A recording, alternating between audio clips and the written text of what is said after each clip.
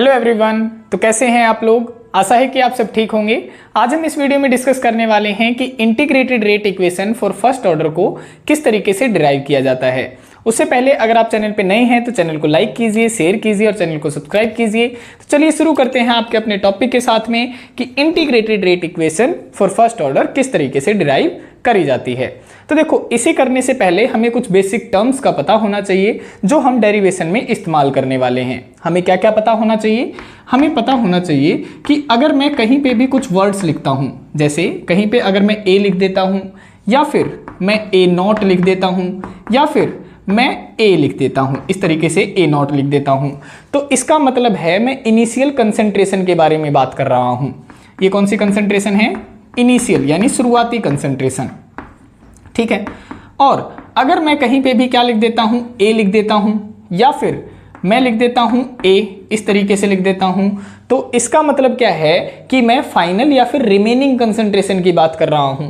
और इनके स्थान पे मैं कभी कभी ये भी लिख सकता हूं ए माइनस एक्स, इस तरीके से भी लिख सकता हूं। तो इन सभी वर्ड्स का मतलब क्या है कि हम रिमेनिंग कंसंट्रेशन की बातें कर रहे हैं, रिमेनिंग कंसंट्रेशन। अब हम शुरू करते हैं कि हम डेरिवेशन कैसे करेंगे integrated rate equation for first order के लिए। तो सबसे पहले हम क्या मान के चलेंगे? एक रिएक्शन मान के चलेंगे। तो मान लेते हैं, let us consider a reaction, let us consider a reaction. Reaction क्या होगी हमारी? जैसे हम मान लेते हैं कि कोई हमारे पास में ए रिएक्टेंट है और रिएक्टेंट किसके अंदर कन्वर्ट हो रहा है? प्रोडक्ट के अंदर कन्वर्ट हो रहा है। और ये रिएक्शन किस ऑर्डर की है? ये फर्स्ट ऑर्डर की रिएक्शन है, ठीक है। तो इंटीग्रेटेड में डेरिवेशन करते दौरान हम क्या करते हैं, जो थ्योरेटिकल रेट होता है उसे हम जो एक्सपेरिमेंटल रेट होता है उसके बराबर रख देते हैं। थ्योरेटिकल रेट कैसे निकालते हैं? हम सेकंड या थर्ड लेक्चर में पढ़ चुके हैं कि रेट ऑफ रिएक्शन किस तरीके से रिप्रेजेंट किया जाता है। और जो एक्सपेरिमेंटल रेट होता है वो रेट लॉ के द्वारा निकाला जाता है। अगर आपने ये दोनों ही लेक्चर नहीं देखे हैं तो आप हमारे प्रीवियस लेक्चर्स देख सकते हैं, लिंक आपको डिस्क्रिप्शन में मिल जाएगा। तो देखो, सबसे पहले हम क्या लिखते हैं? थ्योरेटिकल रेट लिखते हैं, theoretical rate. According to theoretical rate, इसका रेट, इस रिएक्शन के लिए हम रेट किस तरीके से लिख सकते हैं? रेट हम लिख सकते हैं, रेट क्या लिख सकते हैं? अब देखो, ये रिएक्टेंट है, रिएक्टेंट की कंसंट्रेशन हमेशा डिक्रीज होगी और डिक्रीज होगी तो साइन किसका लग जाएगा? माइनस का लग जाएगा, है ना। तो माइनस का साइन। अब इसकी कंसंट्रेशन डिक्रीज हो रही है, मतलब कंसंट्रेशन चेंज हो रही है, तो चेंज के लिए साइन लगता है डेल्टा।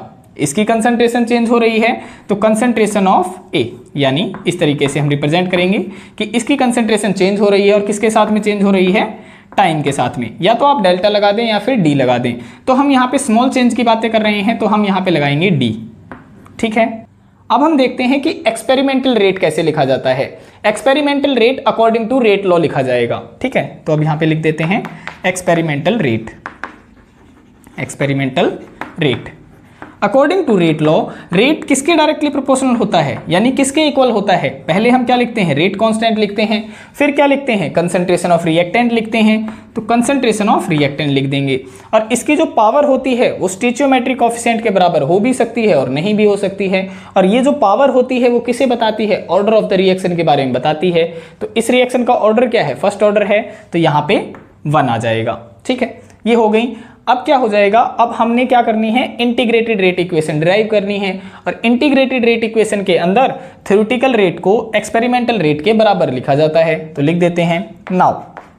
अब हम क्या करेंगे? देखो, ये भी रेट है और ये भी रेट है, तो दोनों को बराबर लिख देंगे। तो बराबर लिख दो, माइनस डी ए अपॉन में d t is equal to k और कंसंट्रेशन ऑफ ए। देखो, हम इस तरीके से भी लिख सकते हैं। ये जो कॉलम्स हैं ये भी क्या बताते हैं? कंसंट्रेशन के बारे में ही बताते हैं। लिख दिया। अब क्या करते हैं? dt को हम इधर ले जाते हैं और a वाली टर्म को हम इधर ले जाते हैं और माइनस को हम इधर ले जाते हैं। तो देखो किस तरीके से लिख सकते हैं? dA अपॉन में a is equal to minus k dt, इस तरीके से हम लिख सकते हैं। अब हम क्या करते हैं? दोनों तरफ इंटीग्रेट कर देते हैं। तो लिखो इंटीग्रेट ऑन बोथ साइड। यहाँ भी इंटीग्रेट कर दिया और यहाँ भी इंटीग्रेट कर दिया। यहाँ पे लिमिट क्या लगाएंगे? यहाँ पे लिमिट लगाएंगे आप इनिशियल कंसंट्रेशन से लेकर फाइनल कंसंट्रेशन तक। और यहाँ पे लिमिट क्या लगाएंगे आप? टाइम 0 से लेकर टाइम t तक। टाइम 0 से लेकर टाइम t तक आप यहाँ पे लिमिट लगा देंगे। अब यहाँ पे जब इसका इंटीग्रेशन करोगे आप, तो ऐसी टर्म जब आती है तो इसका इंटीग्रेशन नेचुरल लॉगरिथम आता है। तो जब इसको इंटीग्रेट करोगे, मैथ के ये क्वेश्चंस होते हैं, उनके अंदर जब आप इन्हें इंटीग्रेट करोगे तो ये सॉल्व होके आ जाती है natural logarithm of concentration of A. और जो ये लिमिट्स हैं, लिमिट्स इनके ऊपर लग जाती है। लिमिट्स कौन सी है? इनिशियल कंसंट्रेशन से लेकर फाइनल कंसंट्रेशन तक इज इक्वल टू, अब यहां देखो माइनस क्या हो जाएगा, बाहर आ जाएगा, के क्या है रेट कांस्टेंट, ये भी बाहर आ जाएगा। और dt का जब इंटीग्रेशन करा जाएगा तो dt किस में कन्वर्ट हो जाएगा? टाइम में कन्वर्ट हो जाएगा, यानी t में कन्वर्ट हो जाएगा। तो ये बन जाएगा माइनस kt इस तरीके से। अब क्या होगा, अब ये जो अंदर वाली जो टर्म है इस पे लिमिट्स लगेंगी। एक बार ये लिमिट लग जाएगी, फिर ये वाली लिमिट लग जाएगी। तो इसको लगा देते हैं, देखो ln a minus ln a not, इस तरीके से लग जाएंगी और ये बन जाएगा माइनस kt। अब हम क्या करते हैं, माइनस से मल्टीप्लाई कर देते हैं दोनों साइड, ठीक है। जैसे ही हम माइनस से मल्टीप्लाई करेंगे दोनों साइड, ये क्या बन जाएगा, देखो ln a नॉट, ये तो प्लस में बन गया यहाँ पे, और ये किसका बन जाएगा, ये माइनस का बन जाएगा, यानी ln a बन जाएगा, और ये किसका बन जाएगा, प्लस का, यानी kt बन जाएगा। इस तरीके से बन चुका है, ठीक है। अब हमने एक फॉर्मूला पढ़ा था कि जब भी देखो इस टाइप का हमने फॉर्मूला पढ़ा था कि ln a अपॉन में b किसके बराबर होता है, ये बराबर होता है ln a minus ln b के बराबर होता है। इस तरीके से हमने एक फॉर्मूला पढ़ रखा है। तो ये भी क्या है, ln a minus ln b की फॉर्म में है, तो हम इसे लिख सकते हैं ln a अपॉन में b की फॉर्म में लिख सकते हैं, बिल्कुल लिख सकते हैं। तो लिख दो भाई ln a नॉट अपॉन में a, इस तरीके की फॉर्म में हम इसे लिख सकते हैं, इज इक्वल टू kt। ये आ गया। अब क्या होगा, देखो नेचुरल लॉगरिथम की वैल्यू क्या होती है, इसकी वैल्यू होती है 2.303 लॉग के बराबर होती है। तो हम यहाँ पे ब्रैकेट में लिख लेते हैं ln की वैल्यू कितनी होती है, 2.303 लॉग के बराबर होती है। तो हम यहाँ पे इसको ln को हटा के लॉग लगा सकते हैं, बिल्कुल लगा सकते हैं। तो देखो किस तरीके से आप लिखेंगे, यहाँ पे kt की वैल्यू क्या आ जाएगी, kt की वैल्यू आ जाएगी 2.303 log of a naught upon में a, इस तरीके से इसकी वैल्यू आ जाएगी।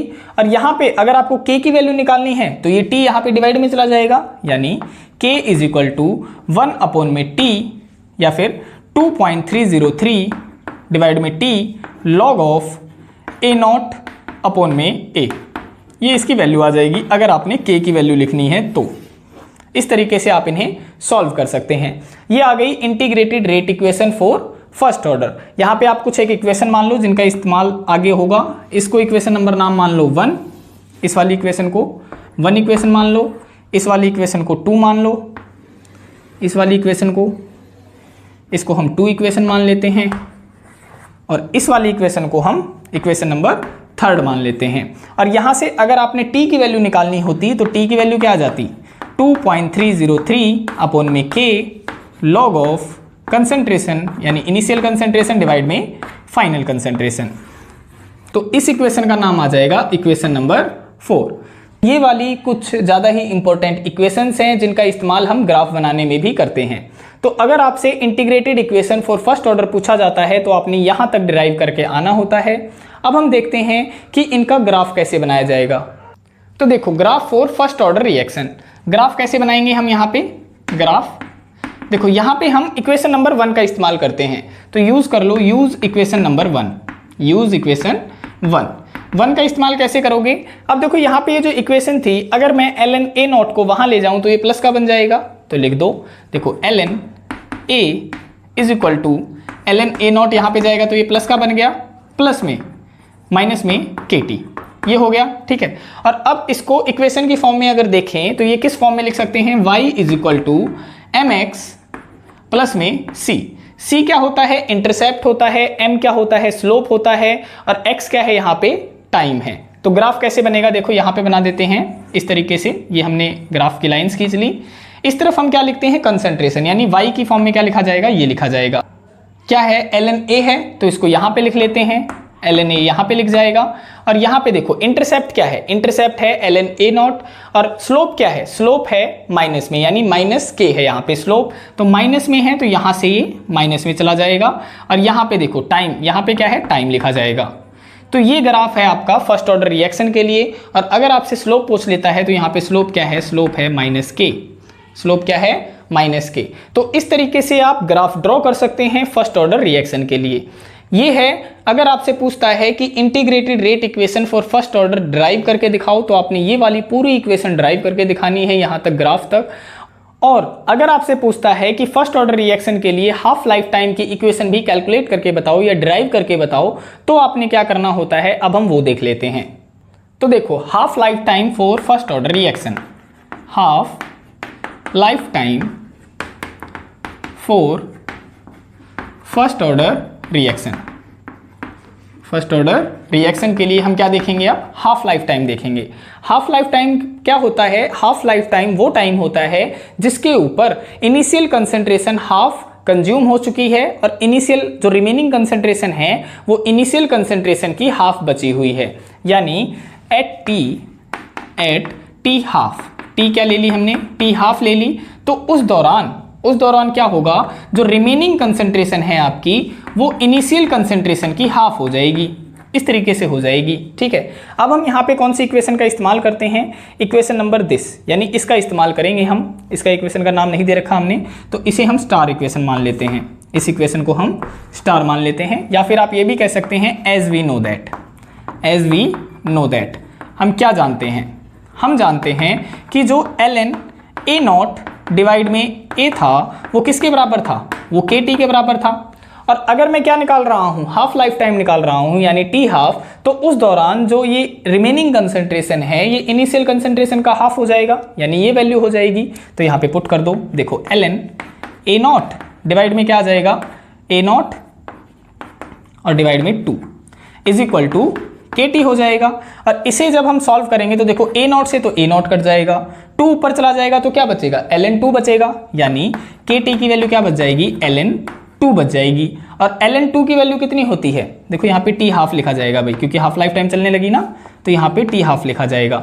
और ln 2 की वैल्यू कितनी होती है, ये वैल्यू होती है 0.693, ये इसकी वैल्यू होती है। तो टी हाफ की वैल्यू क्या आ जाएगी, ये वाला के इधर जाएगा तो डिवाइड में आ जाएगा, तो के की वैल्यू टी हाफ की वैल्यू क्या आ जाएगी, टी हाफ की वैल्यू आ गई 0.693 अपॉन में के। ये आ गई आपकी half life time for first order reaction. तो अगर आपसे पूछा जाता है कि integrated rate equation for first order drive करो और उसकी हाफ लाइफ टाइम भी बताओ, तो आपने यहाँ तक ड्राइव करके आनी होती है। और यहाँ से मुझे क्या पता चल रहा है, यहाँ से मुझे पता चल रहा है कि जो हाफ लाइफ टाइम होता है इन फर्स्ट ऑर्डर रिएक्शन के लिए वो कंसंट्रेशन के ऊपर डिपेंड नहीं करता। तो आप यहाँ पे ये भी लिख सकते हैं कि हाफ लाइफ टाइम यानी टी हाफ वो क्या है, वो इंडिपेंडेंट है, independent on concentration of reactant, reactant की कंसंट्रेशन के ऊपर ये इंडिपेंडेंट होता है। तो ये था आपका आज का टॉपिक, इंटीग्रेटेड रेट इक्वेशन कैसे डिराइव करते हैं फर्स्ट ऑर्डर के लिए और हाफ लाइफ टाइम कैसे कैलकुलेट करते हैं फर्स्ट ऑर्डर के लिए। आशा है आपको आज का वीडियो समझ में आया होगा, और लेक्चर से रिगार्डिंग कोई भी आपका डाउट रहता है तो आप हमें कमेंट सेक्शन में बता सकते हैं। अगर आपको वीडियोस पसंद आ रही हैं तो वीडियोस को लाइक कीजिए, शेयर कीजिए और चैनल को सब्सक्राइब कीजिए। मिलते हैं किसी और वीडियो में किसी और टॉपिक के साथ में, तब तक के लिए बाय बाय, टेक केयर।